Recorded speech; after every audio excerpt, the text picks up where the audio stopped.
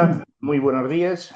Aquí estamos en la parte 2 de Cuentos del Fútbol. Muy bienvenido, Fernando, Alberto. Hola, buenos días. ¿Qué Empezamos la tal? segunda parte. Muy buenos días. Bueno, Fernando, empezaste tú la primera parte. Hoy que empieza Alberto. Muy bien. Pues siguiendo un poco con lo que habíamos hablado en la primera sobre los malos del fútbol, investigando un poco, yo di con una persona, inglés para más señas, y como no podía ser de otra manera, que es, como dirían los argentinos, el re malo de los malos, que es un tal Robin Friday, o Robin no de los bosques, sino de los viernes.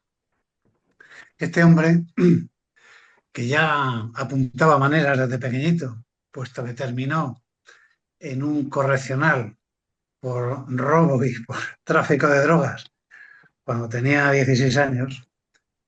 Bueno, pues este hombre destacó bastante en lo que era la segunda y la tercera división inglesa, la Championships y la League One. Él empezó a jugar de una manera profesional, no semiprofesional, profesional en el Reading, el equipo de sur de Londres, y estuvo 2 años en el Reading y de ahí pasó al Portsmouth, bueno, pues el compuesto que le ficharon. ¿Sí? 2 años en el Portsmouth también y después de 4 años de carrera, el tipo abandonó el fútbol, motivado por su adicción a las drogas y al alcohol. Le quisieron fichar equipos de primera, como Chelsea, como West Ham, como Arsenal, y al final todos desecharon su fichaje porque, en fin, la fama que le precedía era tremenda. Y el tío era bastante bueno en todo. De hecho, era conocido en Inglaterra como George Best de la segunda división.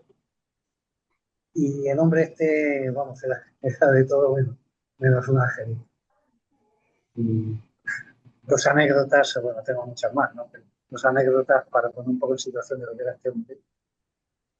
En un partido que jugaba contra el Brighton, y ya había tenido algunas escaramuzas con un jugador del Brighton, con Mark Lawrenson, y en uno de los partidos, cuando él jugaba en el Bournemouth, pues tuvieron un encontronazo.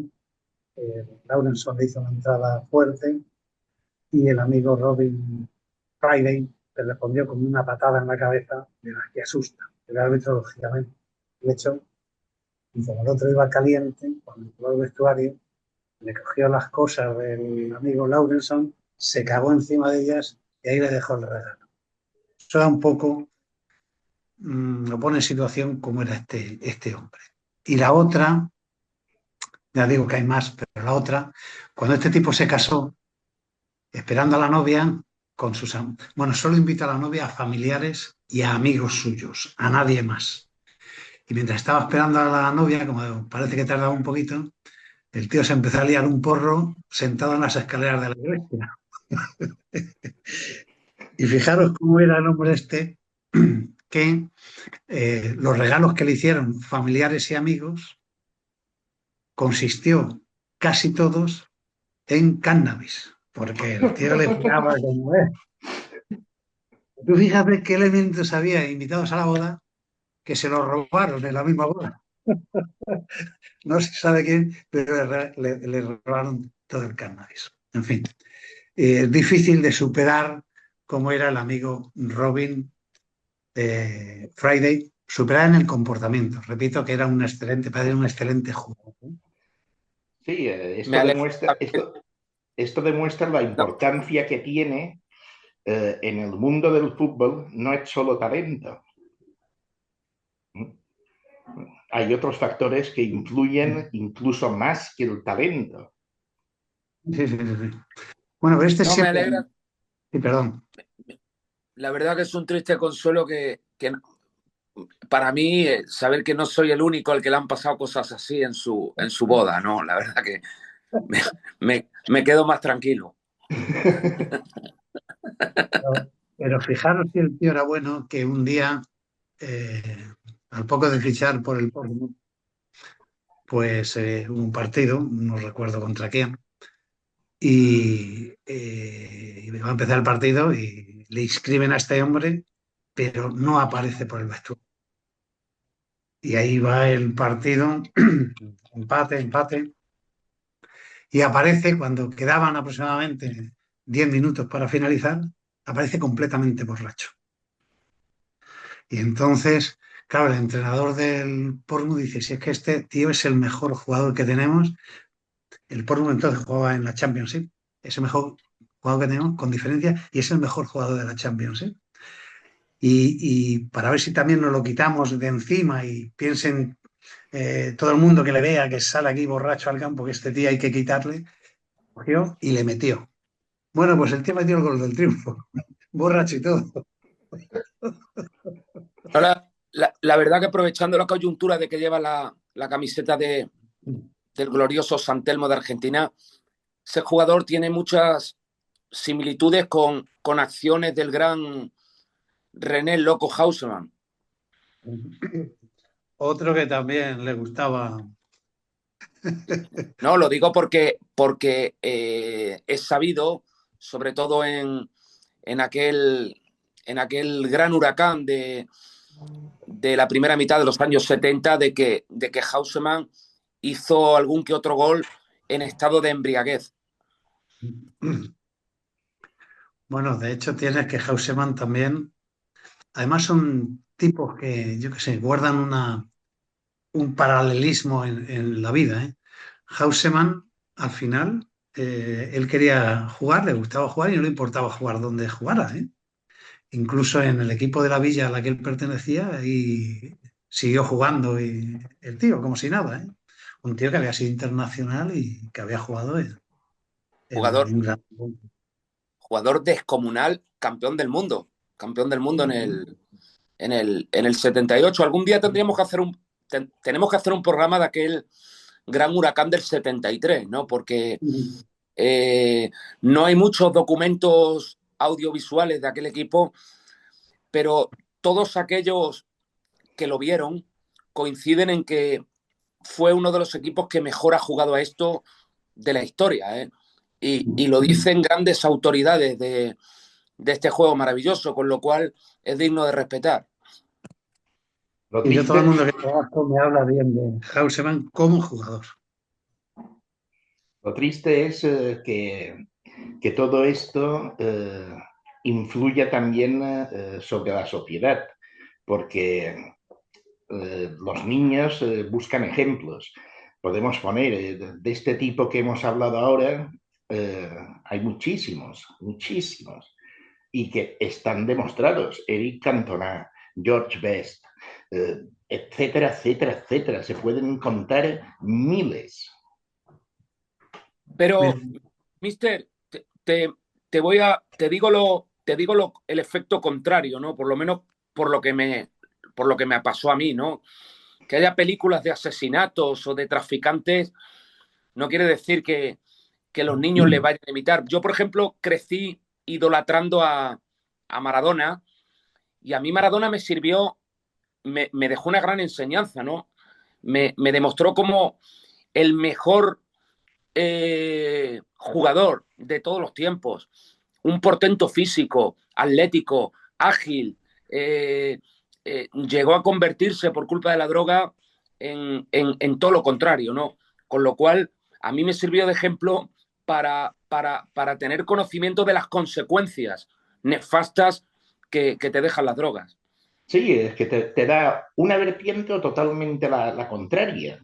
A ver si me entiendes. Pero a lo que yo me refiero no es que te ayude o no te ayude o deje de afectar. Es que los niños, si ven esto, quieren llegar a ser estrellas. Luego no ven el resultado final. y A luego esto hay me otra refiero. cosa, ¿no? Luego ¿Perdona? hay otra cosa, es decir, con alguien así problemático llegan uno de cada 1000.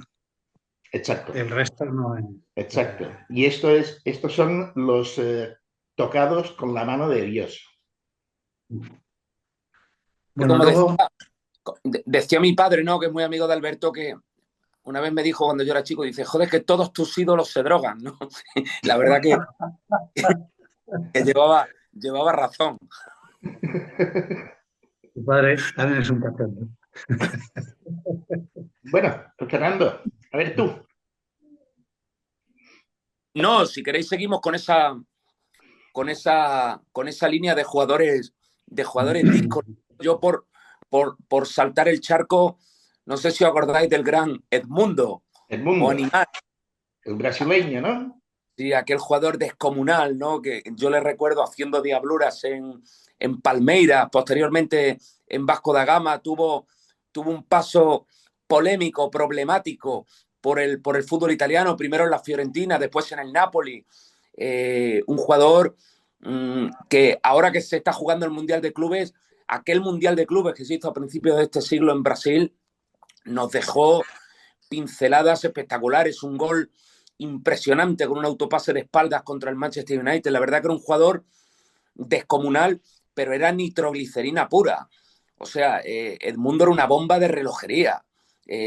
Yo, si alguien quiere meterse en YouTube y poner peleas de Edmundo, bueno, me acuerdo que Zandoná, un jugador de Vélez Sarsfield, en un partido de Conmebol o de Copa Libertadores, llegó a noquearlo. Que esa imagen está en YouTube, ¿no? Para el que la quiera recordar, ¿no? Y otro ejemplo más, ¿no? De un jugador excéntrico, indisciplinado, pero de un talento puro infinito. A mí me parece que los jugadores más polémicos en el mundo, ¿eh? Y hablando en general, evidentemente son los brasileños y los británicos. No, Lo sí, que es pasa es que que creo que tienen una maldad distinta, ¿eh? Yo me quedo con la maldad británica. Me cae más simpática. A mí me parece que el brasileño es un jugador, en fin, un poco de vuelta de todo también. Te mira siempre por encima del hombro, etcétera, etcétera. A mí me gusta más la maldad británica. Y ya que a sacar el salto al charco, yo voy a volver a la vieja Europa, a otro de los malos que ha habido, que como no podía ser de otra manera, otro británico, Vinnie Jones, el gitano. También era fino ese, ¿eh? Este hombre tiene un récord cuando yo jugaba en el Sheffield United. Recibió la primera tarjeta amarilla a los 5 segundos del partido. O sea que se dice pronto. Pues cuando fichó por el Chelsea, que fichó luego por el Chelsea, rompió el récord y la primera tarjeta amarilla la recibió a los 3 segundos del partido. Supérame eso. Supérame eso. Además, Vinnie Jones fue un gran actor. Sí, sí. Bueno, Eh, fue y y, sigue siendo, ¿no? exacto, y queda para la inmortalidad aquella instantánea donde le apretaba los genitales a Paul Gascoigne cuando Gascoigne empezaba a despuntar en el Newcastle United. Y sí, la verdad que era o sea, yo creo que en el fútbol actual no podría actuar así un futbolista, ¿no? O sea, yo le he visto entradas, sobre todo, la primera vez que le vi estaba en el Wimbledon, yo le he visto entradas de cárcel. O sea, de hecho fue juzgado en alguna ocasión por actitudes dentro de un campo de juego. Al igual que Cantona en Inglaterra, ¿no? Recordemos cuando agredió a aquel espectador del Crystal Palace, ¿no? Que fue juzgado y suspendido por la FA y condenado y condenado. Penalmente. Sí, tú has comentado antes uno, que lo iba a decir yo ahora, acompañado de otro, que era, ¿qué me decís de Paul Gascoigne y de Mark Hughes? No, pero Mark Hughes no tanto. O sea, Gascoigne, lo digo con tristeza porque fue un jugador grande, no, grandísimo. Gascoigne, él lo admite, fue y tristemente es un enfermo, un adicto, pues como lo fue George Best y tantos jugadores británicos que contaminados por el alcohol, no sé si os acordáis de Paul Merson, Merson. del otro que tuvo problemas graves con el alcohol. Pero, mister, para no irnos tan lejos, ¿no?, de tu época y de andar por casa, jugadores díscolos y noctámbulos, el gran Juanito, ¿no? Que al contrario de lo que la gente cree, a Juanito mí, Maravilla. tu amigo Santos Márquez, que Sí. llegó a representarlo, el murciano, me decía que si Juanito aguantaba todas las noches una detrás de otra y después iba a entrenar como si nada, era porque no bebía. O sea, Juanito no tomaba alcohol. Eso me lo confirmó a mí el gordo Santos. Pero tomaba otras cosas. Yo la verdad, no creo, no me consta, ni que fumase, ni que se drogase, ni mucho menos, y dicen que no tomaba alcohol. Eso sí, que le gustaban los tablaos flamencos, Sí, la fiesta, la noche. canasteras, La noche. claro, canasteras en Madrid, Torres Bermejas y tal. Eso está probado. Bueno, Pero ¿a quién no le ha gustado la noche en la juventud? Si ya no era tanta juventud cuando vino Udi Stileque a entrenar el Almería, cerraba todos los bares de Roquetas.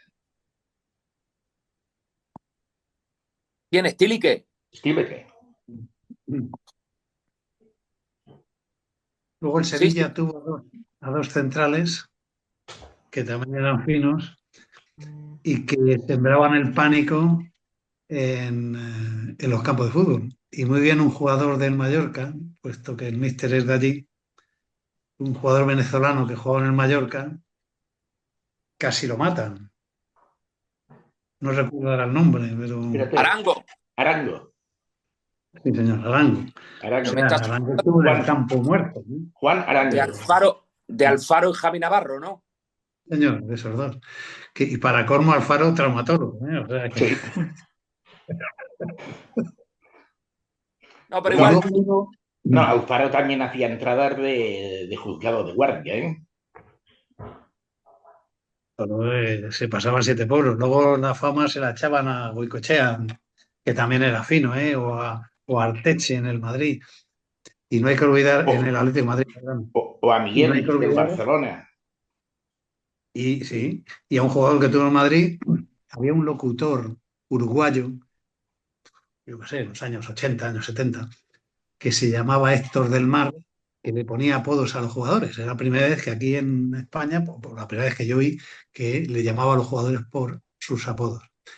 Y a un jugador defensa central de Madrid que se llamaba Goyo Benito, Coño. duro donde lo subiera, le llamaba Chabravos, porque Goyo Benito le atizaba a todo lo que se movía, ¿eh? Y sin embargo, Hasta sus propios compañeros si se ponían por en medio. y luego yo una entrada que vi espeluznante fue en la cancha de Vélez, bueno, la he visto por televisión, en YouTube, en la cancha de Vélez, un portero paraguayo, pues sabéis de quién hablo, Chilaver, que también era fino. Uno de los mejores definidores de tiros libres, que ha tenido el fútbol, o que yo he visto en el fútbol, pero que, bueno, también le gustaba la bronca y también este le hizo una entrada a Martín Palermo, que le debió ver Martín Palermo por el rabillo del ojo, pero una entrada que el comité disciplinario de la AFA le tenía que haber suspendido a perpetuidad, creo porque que te si estás, lo Alberto, creo mata. que te estás equivocando. Creo que la entrada que te refieres fue de el gran Oscar Ruggeri en un Vélez, San Lorenzo.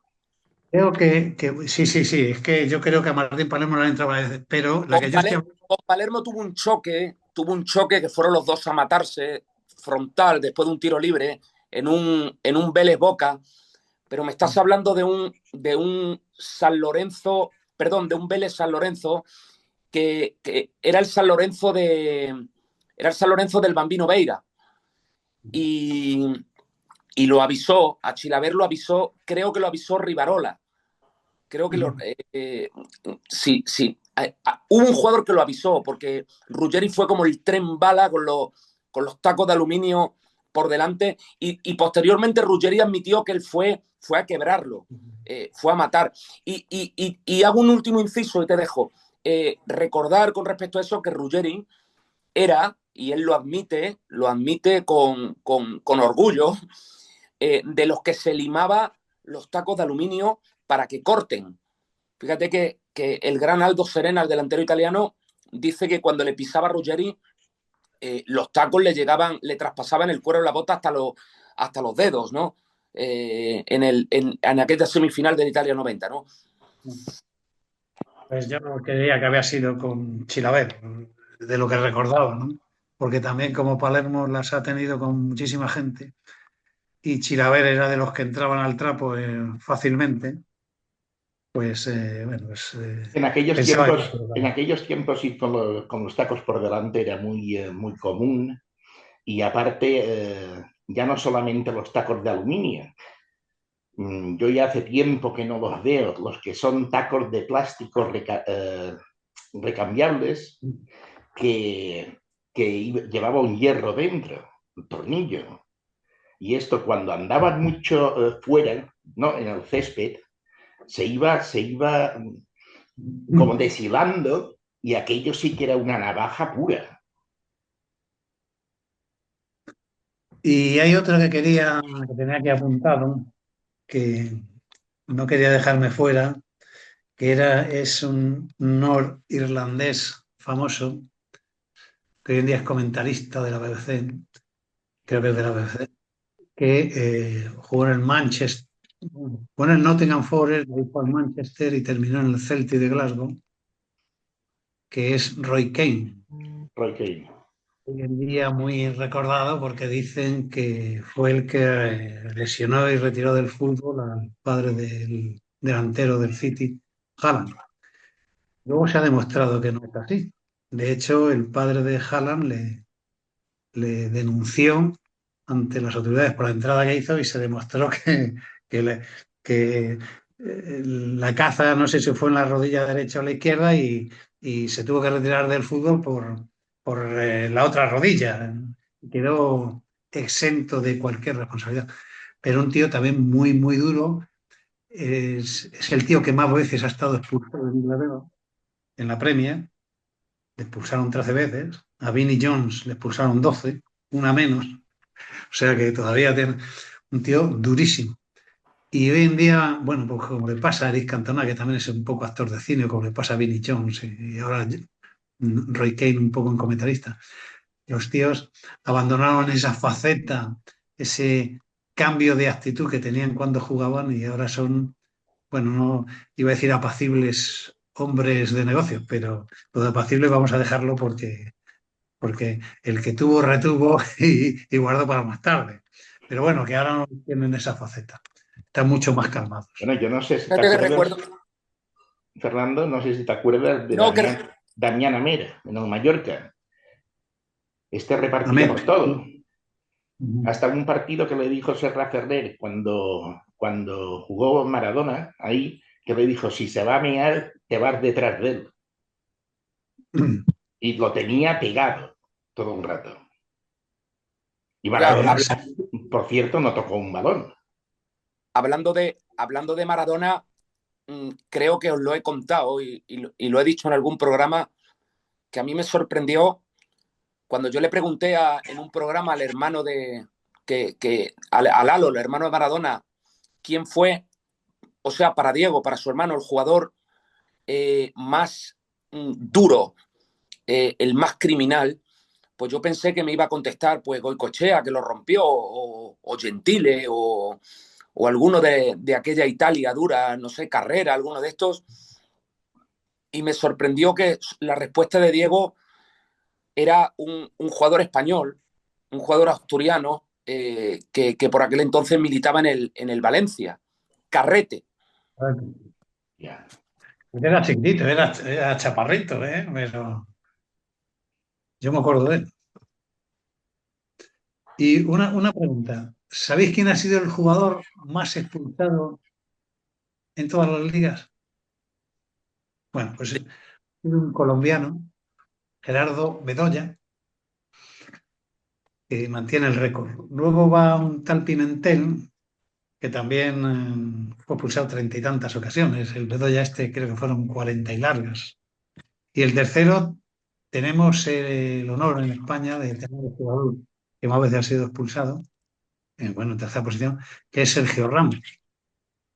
Con la salvedad si se me permite, de que Sergio Ramos se ha debido de librar de muchísimas expulsiones porque jugaba en el Real Madrid y aquí como se pita a los grandes, no se pita a otros. Si Sergio Ramos hubiera jugado en el Getafe, probablemente había dilapidado el récord del colombiano Bedoya. Bueno, el otro día vi el último partido que juega Sergio Ramos en México y hace una entrada también en el banderín de córner que era para matarlo. Y si el jugador contrario no salta, lo retira del fútbol. Bueno, en fin, la ventaja que Aunque tiene Sergio, pero aunque bueno, Sergio Ramos siempre va con el balón por el medio, ¿eh? Esto también hay que decirlo. Lo que pasa es que entra con todo. bueno, es un excelente jugador, un excelente defensor. Sí, sí, sí. Cortés no pita lo valiente. Y ya que vamos a hablar todo de los remalos del fútbol, yo me he permitido el buscar los rebuenos, pero en este caso, y sobre todo Mario, tú lo debes conocer, puesto que es de Alemania. A mí me llamó buscando todo esto la atención un hecho que tuvo el Bayern Múnich, un hecho bueno, de un club señor y un club muy caballero y cuando en el año 2000 creo que era el Borussia Dortmund estaba en la más miserable de las ruinas. Tenía una política muy desacertada en cuanto a fichajes y bueno, las cosas no salían como querían y el club entró bueno, casi en ruina. Y el Bayern Múnich le dio un crédito para que no descendieran y para que el club se recuperara, siendo el Borussia Dortmund uno de los mayores bueno, pues, contrincantes que tenía el Bayern Múnich. Eso yo creo, me es impensable que un club como el Bayern ayude al Borussia económicamente. Eso me es impensable que ocurriera, por ejemplo, no ya en Argentina, sino aquí en España. No veo yo al Barcelona ayudando al Madrid, ni al Madrid ayudando al Barcelona. Alberto, perdóname que no esté de acuerdo, porque yo creo que el mejor dirigente que tiene el Barcelona se llama Florentino Pérez. Porque el Real Madrid, claro, el Real Madrid ha tenido una oportunidad histórica ahora de meterle una estocada al Barcelona Sí, es verdad, es verdad. con el tema Negreira, con el tema... pero como es la prueba está que si no llega a ser por la presión popular de los socios y de la liga, Florentino, o sea, el Madrid no se personaba en la denuncia al principio, ¿no? Pero como Florentino lo tiene de socio estratégico, que si la Superliga y tal, bueno, pues lo ha salvado ya 2 o 3 veces Florentino al Barcelona, con lo cual, y además, añadir que a mí me contó una persona, una fuente muy fidedigna, que Florentino lo tenía firmado a Messi, lo llegó a tener firmado a Messi, pero no quiso estropear la obra que había firmado ACS en el aeropuerto de Barcelona, con lo cual priorizó la obra de ACS a que Messi jugase en el Real Madrid. Por tanto, confirmo, uno de los mejores dirigentes de la historia del Barcelona, porque lo ha salvado en varias ocasiones, es Florentino Pérez. Bueno, señores, hemos de terminar este programa ya y seguiremos con la parte 3, que será totalmente lo opuesto, los buenos del fútbol. Os esperamos en el próximo programa. Chao. Buenas, adiós. Hasta la próxima.